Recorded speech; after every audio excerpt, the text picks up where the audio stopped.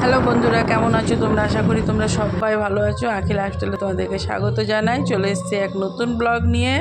তারপর বন্ধুরা, কেমন আছো তোমরা? অনেক দিন পরে ভিডিওটা ছাড়া হলো। ভিডিওটা ছাড়তে পারছিলাম, জানোই তো আখি যা দুষ্টু।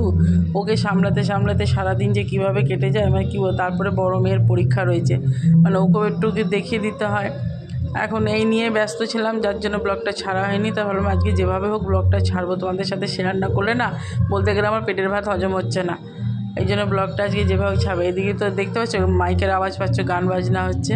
আমাদের বাড়ির সামনে কিন্তু বিশালভাবে মানে বিশাল বড় আকারে কিন্তু জগদ্ধাত্রী পুজো হয়। যেই জায়গাটায় দুর্গা পুজোটা হয় ঠিক সেই জায়গাটায় জগদ্ধাত্রী পুজো হয়। মানে আমাদের বিশাল আনন্দ হয়। একমাত্র কালী পুজোটাই হয় না, কিন্তু খুব আনন্দ হয়। তা তোমাদেরকে বলি, রিকোয়েস্ট করি তোমরা কিন্তু এসে এই জগদ্ধাত্রী পুজো দর্শন করে যেও। আর এখানে অনুষ্ঠানও আছে। 23 তারিখে খাওয়া দাওয়া আছে, 24 তারিখে তো ফাটিয়ে অনুষ্ঠান রয়েছে, সেটার মধ্যে অংশগ্রহণ করো। আর আমাদের অপূর্ব ঠাকুর দেখতে হয়েছে, জগদ্ধাত্রী মা জগদ্ধাত্রী ঠাকুর, সেটাকেও দেখে যাও তোমরা।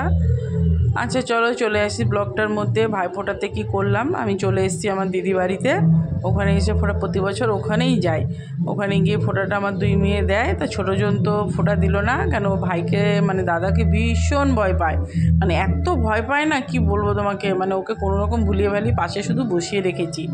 দাদা ক্যাডবেরি দিয়েছে, চিপস দিয়েছে, এগুলো দিয়ে ভুলিয়ে, কিন্তু ফোঁটাটা দিল না ও। দুই দিয়ে বোন দিয়েছে, আমার বড় মেয়ে দিয়েছে আর আমার দিদির মেয়েটা দিয়েছে।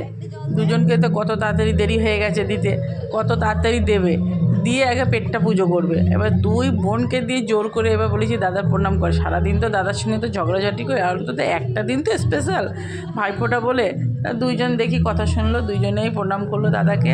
দাদা দুইজনকেই গিফট দিল আর ট্রিট দিল সন্ধ্যাবেলায়। ট্রিটটা ছিল চিকেন এগ রাইস আর চিকেন হট গার্লিক, যেহেতু ওদের ট্রিটটা ছিল। আর দুপুরবেলায় জমিয়ে খাওয়া দাওয়া হয়েছে। দিদি অনেক কিছু রান্না করেছিল, জমিয়ে খাওয়া হয়েছে খুব একদম। আর দেখতে পাচ্ছ এই যে দেখো কি করছে আখি। তোমাদের তো বললে তো তোমরা বিশ্বাস করো না যে আখি সোনা কতটা দুষ্টু। দেখো কতটা দুষ্টু। যারাও দুষ্টুমি যদি তোমাদের ওর পছন্দ হয়, একদিন ওকে নিজেদের বাড়িতে নিয়ে যেও একটু। একদম মানে কি চোখের জল নাকের জল এক করে দেবে। দেখো মাসি বাড়ি এসে কেমন দুষ্টুমি করছে।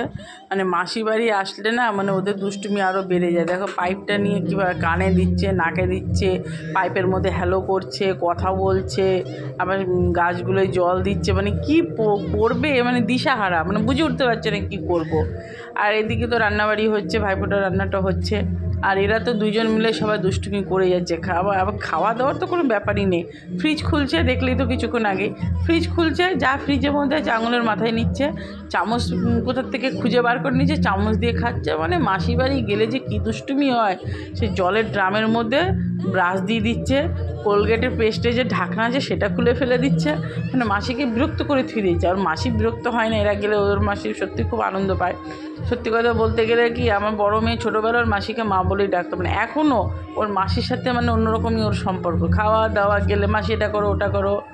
জানি সব বাচ্চাদেরই একটু মাসি প্রিয় হয়, মা মাসি তো একই। দেখো আরেকজন কী করছে, নাচ করেই যাচ্ছে।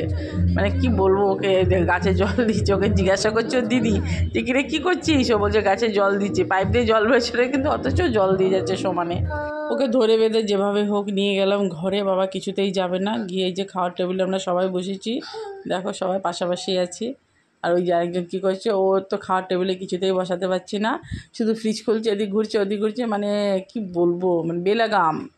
দেখো খাচ্ছি, সবাই খাওয়া হচ্ছে, আরেকজন দেখিয়ে দেখিয়ে হাড় চুষছে। আমার খাওয়াটা প্রায় শেষের দিকে, এরা সব একটু দেরি করে বসেছে। এই একজন দিদি খাচ্ছে, মানে আমার দিদির মেয়ে, ওটা ওকে দিদি বলি, আপনার দিদি বলে ওকে ক্যাপায়। আর তারপরে বাড়িছি রাতেরবেলা আবার কালী পুজোর নিমন্ত্রণ ছিল, সেখানে গেলাম আমরা সবাই মিলে। বড়জন খাইনি, কারণ দাদা ওকে ট্রিট দিয়েছে দুই বোনকে, চিকেন এগ রাইস আর হট চিকেন গার্লিক দিয়েছে, তাই উনি বসে পড়েছেন খেতে। উনি আর খিচুড়ি ফিচুড়ি খাবেন না।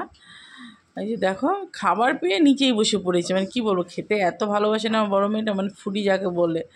ওই যে লাস্টে তো পুরো খাবারটা তো ফিনিশ করলো না, এদিকে খাওয়ার জন্য একদম 32ই বার করে নিয়েছে। শেষমেশ তো সেই আমাকেই শেষ করতে হলো খাবারটা। কিছুতেই করে এতটা খাবার খেতে পারে, বারণ করেছিলাম কিন্তু কিছুতেই শোনেনি, বাচ্চাদের চোখে খিদে।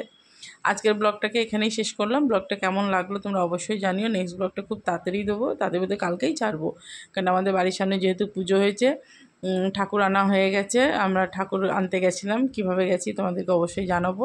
তোমরা কিন্তু আমার চ্যানেলটাকে ফলো করতে থাকো, আর যারা আমার চ্যানেলটাকে সাবস্ক্রাইব করোনি তারা প্লিজ আমার চ্যানেলটাকে সাবস্ক্রাইব করে দিও, লাইক কমেন্ট অ্যান্ড শেয়ার করতে ভুলো না বন্ধুরা। আর আখির ব্লগগুলো কেমন লাগছে তোমাদের অবশ্যই জানিও। আরেকজনকে দেখো কি অবস্থা, খাই পাটি। বাই।